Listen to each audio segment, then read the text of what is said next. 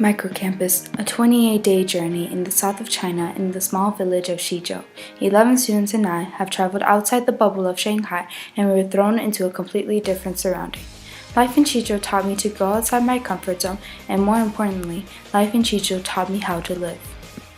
Microcampus is like shooting basketball hoops. In Shanghai, the rim is 6 foot high. At Microcampus, this rim is 10 feet high.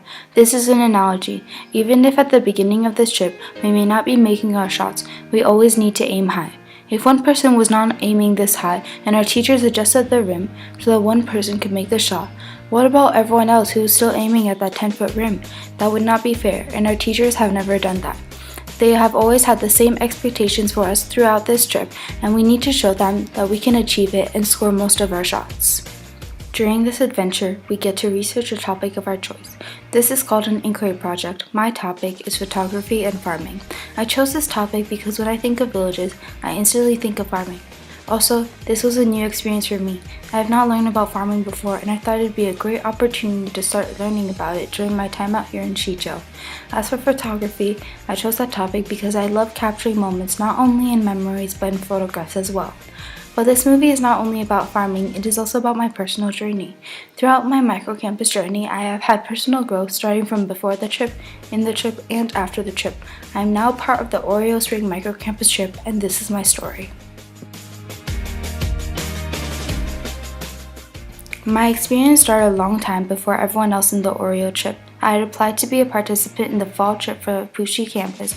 I had followed the application process, gone to the meetings, however, I did not make it in.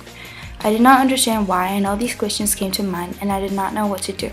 I then ended up asking Mr. T for clarification on why I had not made it into Microcampus. He explained to me that he did not think I was ready enough for this trip. I did not have the maturity that it takes and the responsibility it takes. After hearing that, I gave up for a while. I did not want to try again. I thought to myself, this must be the end of it then. I have no chance of ever getting into Microcampus. Months later, my friends from the fall trip were telling me about how great and how memorable their experience was. This made me start thinking about reapplying. So what if I did not make it in the first time? I needed to prove to Mr. Taffel that I was now ready for this trip. Before the final results came out, Mr. Taffel pulled me out of class to have a conversation with me. Was this a good sign or not? Mr. T started off in a soft voice. He was talking about my last application process, how I wasn't ready. To my surprise, he told me he was giving me another chance. He had invited me to go on the spring microcampus trip. I tried to hide my excitement, but I could not help smiling. I knew this meant I needed to prove myself to him. I needed to show him that he made the right decision. Time flew by fast, and it was now time to start our phases and pick our inquiry project. As mentioned before, my inquiry project is photography and farming. In the beginning, I finished all my work on time, but later on, I started procrastinating and I was behind. 4 students out of a group of 12 had finished all the requirements. There were 3 zones, the green zone, the yellow zone, and the red zone. I was in the yellow zone as I had almost completed my work. I did not think this was such a big deal. I thought Microcampus would be like any other class. If I did not finish on time, I would get an extension and everything would go back to normal. However, I was wrong, and Microcampus is different. After arriving in the village, work started piling up and stress came in quickly. The work with our local contacts for our inquiry projects needed to be completed in just 3 weeks. On my first day of teacher support, I went out with Joe to talk to local farmers. I met Gao Lichuan. She started farming as a child and needed to work before school and after school. Her family did not have a lot of money. Everyone in her family needed to work very hard. Her parents stayed on the fields from sunrise to sunset. Farming has changed a lot in technology and fertilizers over the years. The only fertilizers they used in the past were animal waste, and they needed to apply them by hand. They had a limited amount, which led to not being able to grow enough crops and then not having enough food for themselves. Now there is always enough food for everyone, as the chemical fertilizers help the crops grow faster. They do have some bad components as well. For example, the chemical fertilizers, pesticides, and herbicides take a lot of the nutrients that were once in a crop. Overall, the farmers are happy with this change as it saves them a lot of time, money, and energy in their everyday lives. The other big change that I've mentioned before is the changes in technology. Most of the work Gao Lichuan did as a kid is now done with machines. Another one of my sources mentioned a lot about this topic. Her name is Feng, and she works with the housekeeping in all 3 of the Linden sites. She mentioned that they now have factories to help harvesting rice. A task that people used to do in their everyday life is now done by itself. Galitron is happy with these changes.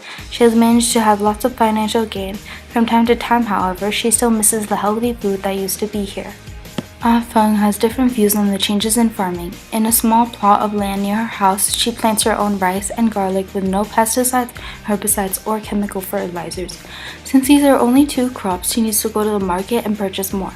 She does not like the use of the new techniques and the fact that the food is becoming more and more unhealthy. One thing she is happy about is that everyone is able to get as much food as he or she needs.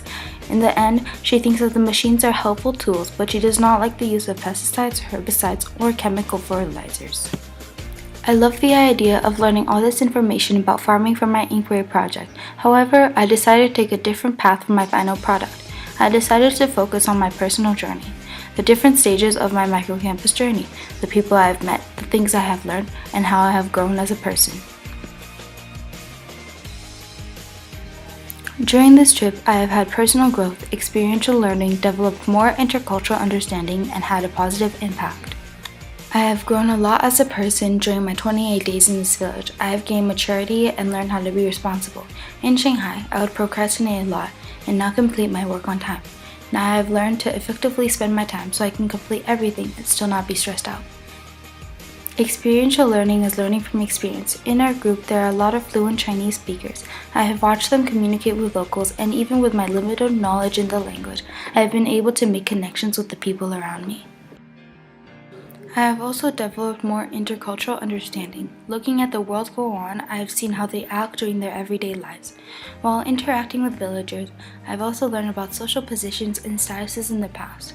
Observing their daily lives, I have also gained more intercultural understanding through the conversations of people and their actions.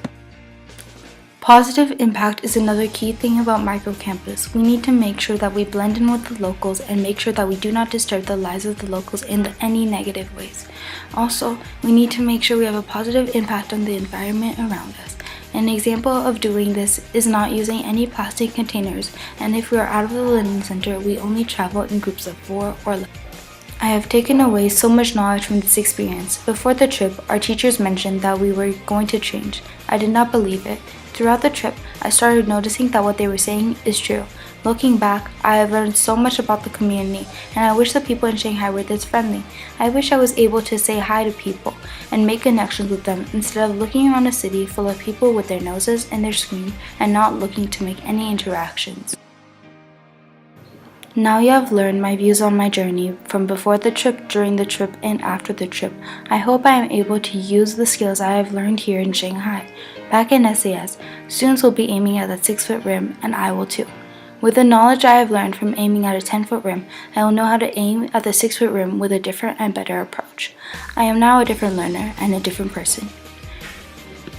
We are all on this boat together. If one person stops rowing the boat, the distance to arrival and success will be a longer one. But if we are all putting in 100% effort and rowing the boat all together, we will make it to success. Microcampus is the boat, and we are the people rowing the boat. If we are following directions and complete all our work on time, we will move and hit a point of success. Our captains, Mr. Tafel and Miss Mai, have led us to success, and for that I am thankful. My name is Alba, and this was my Microcampus story.